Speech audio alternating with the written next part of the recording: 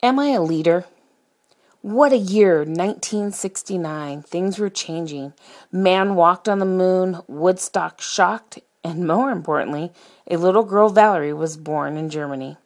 Regularly moving because of military life, she learned school was not only a place of education, but a springboard to develop relationships. She had to be outgoing to make friends in her always changing world.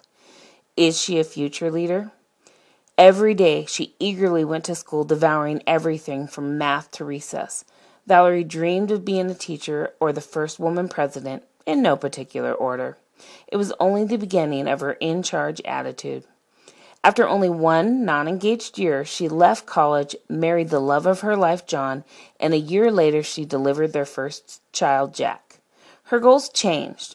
Valerie's delight in having this little person that was so eager to learn sparked her desire to go back to school.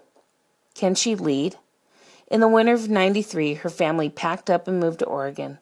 Before she was to start college, she was critically injured with a broken neck from a terrible wreck. It stopped her in her tracks, involuntarily changing her goals, possibly forever. Will she ever lead?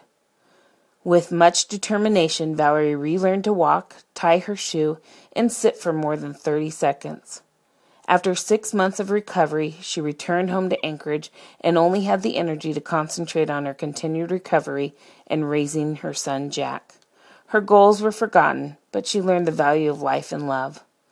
Thereafter, her second son, Gregory, with limitless energy, blessed them with his presence. 2 days later, Jack started kindergarten. Valerie's volunteering in the classroom reignited that desire to teach.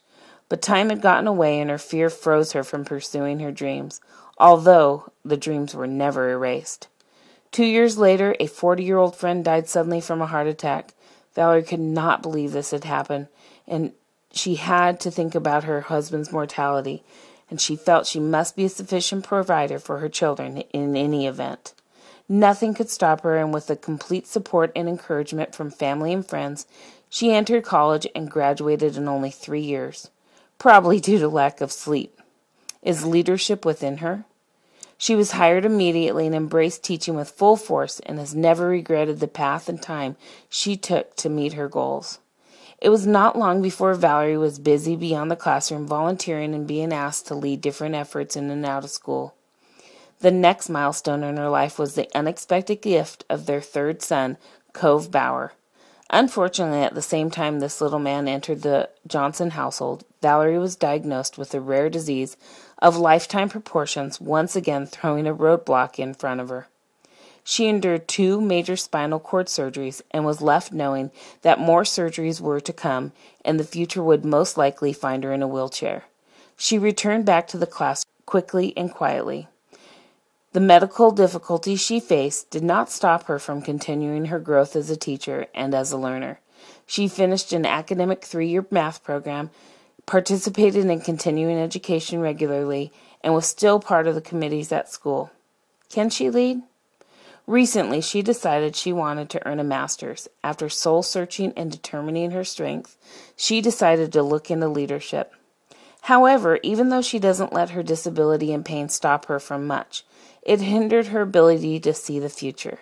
She thought she should just forget it. Will she ever lead herself?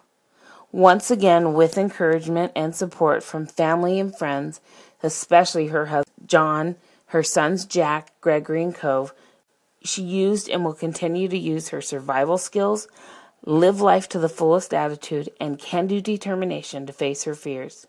Now, school's in for summer. I set my sights on the UAS leadership program, and now I'm back in school and ready to start and grow as a teacher. But bigger yet, I'm taking the plunge into becoming a leader.